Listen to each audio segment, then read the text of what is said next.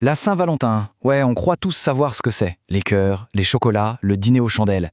Mais si tout ça n'était que la surface, et si derrière ce nom Valentin se cachait en réalité une histoire complètement folle, une histoire de rébellion, de mystère et même de sacrifice.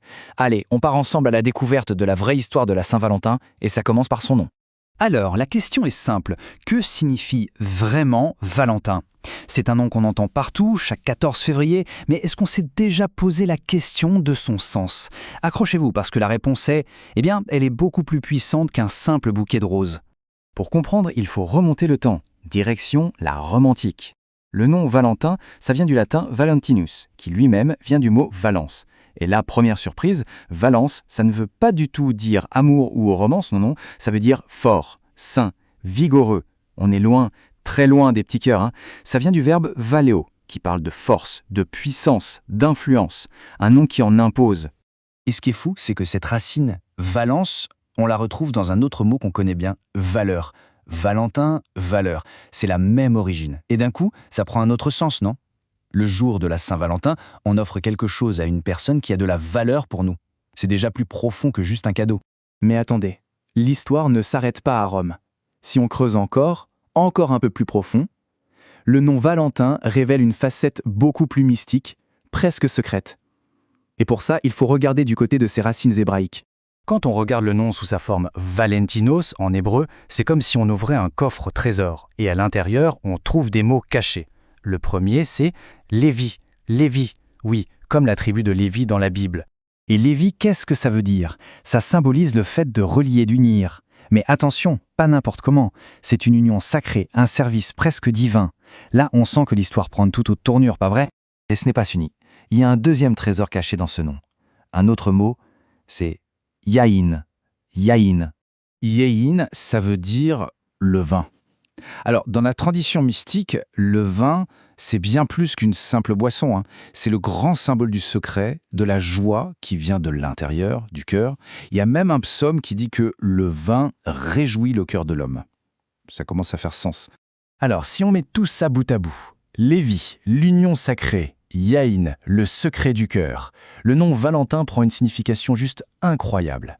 Ça devient celui qui relie et unit, qui agit dans le secret pour faire naître le miracle de l'amour. Gardez bien cette définition en tête. C'est la clé de toute l'histoire qui va suivre. Ok, maintenant qu'on a la clé, retournons dans la Rome antique. Parce qu'avant qu'on parle de Saint-Valentin, à la même période de l'année, il y avait une toute autre ambiance. Une fête païenne, bien plus, brute et sauvage. On appelait ça les Lupercales. Alors, imaginez la scène. Du 13 au 15 février, c'était la fête de la fertilité. Mais oubliez les fleurs et les chocolats, on parle de rituels dédiés au dieu Lupercus avec des sacrifices d'animaux et des prêtres à moitié nus qui couraient dans les rues de Rome en fouettant les femmes avec des lanières de peau. L'idée, c'était de les rendre plus fertiles. Ouais, un rituel assez cru, on est d'accord. À des années-lumière de notre vision de la romance. Et c'est pile dans ce monde-là, au IIIe siècle, qu'un homme va oser se dresser contre le pouvoir immense de l'Empire romain. Un simple prêtre du nom de Valentin de Terni.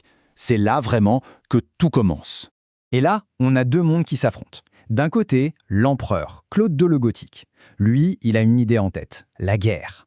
Et pour ça, il interdit aux jeunes soldats de se marier. Pourquoi ? Parce qu'il pense que des hommes célibataires, sans attache, sont de bien meilleurs soldats.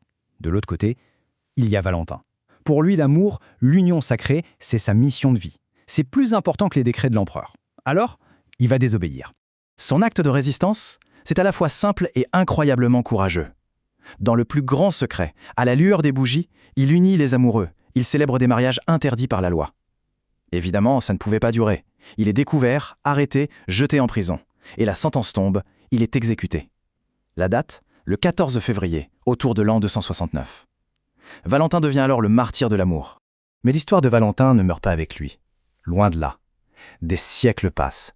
Et l'Église, qui cherche à effacer les vieux rites païens, comme les Lupercales, va avoir une idée. Instituer une fête chrétienne à la même date. La Saint-Valentin était née. Mais son sens, lui, allait encore beaucoup changer. Et c'est là que la transformation est assez folle. On part des Lupercales, une fête de la fertilité très physique, très charnelle. On passe ensuite au martyr de Saint-Valentin qui symbolise l'union sacrée et spirituelle. Puis, hop, on avance jusqu'au Moyen-Âge. C'est un poète anglais, Chaucer, qui va dire que le 14 février, c'est le jour où les oiseaux s'accouplent. Et paf, Voilà l'amour romantique qui débarque. Et de fil en aiguille, on arrive à aujourd'hui, à notre fête moderne qui est un grand mélange d'amour et, il faut bien le dire, de commerce. Bon, après tout ce voyage dans le temps, qu'est-ce qu'on retient? Au-delà des rites païens, du courage d'un prêtre et du marketing moderne, il reste une question. Une question fondamentale sur ce que l'amour veut dire pour nous, ici et maintenant. La vraie question, c'est ça. Est-ce que l'amour, c'est juste un grand jour par an, le gros cadeau, le restaurant chic pour cocher la case, ou est-ce que c'est quelque chose qui se vit tous les jours, dans les 365 jours d'attention, de petites choses, de soutien?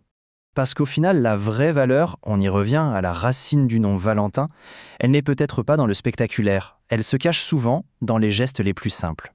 Comme ce petit mot, par exemple, celui qu'on trouve le matin avant de partir. Ou ce sourire échangé qui veut tout dire sans un mot. Ou encore, cette petite attention discrète que personne d'autre ne remarque, mais qui est pleine de sens. Finalement, ces moments-là, ils ont une valeur inestimable, bien plus que n'importe quel cadeau. C'est la preuve que l'amour, ça se cultive tous les jours. Au fond, la Saint-Valentin, ce n'est ni tout à fait païen, ni juste chrétien. Et ce n'est pas non plus que du commerce. C'est devenu ce qu'on choisit d'en faire. C'est notre propre définition de l'amour. L'amour qu'on choisit de vivre et surtout de relier jour après jour. Alors en pensant à ce prêtre Valentin qui unissait les gens dans le secret, peut-être que le vrai miracle, le vrai secret caché dans son nom, ce n'est pas de célébrer l'amour un seul jour par an. Et si c'était tout simplement ça, le choix courageux d'aimer et de le montrer tous les autres jours,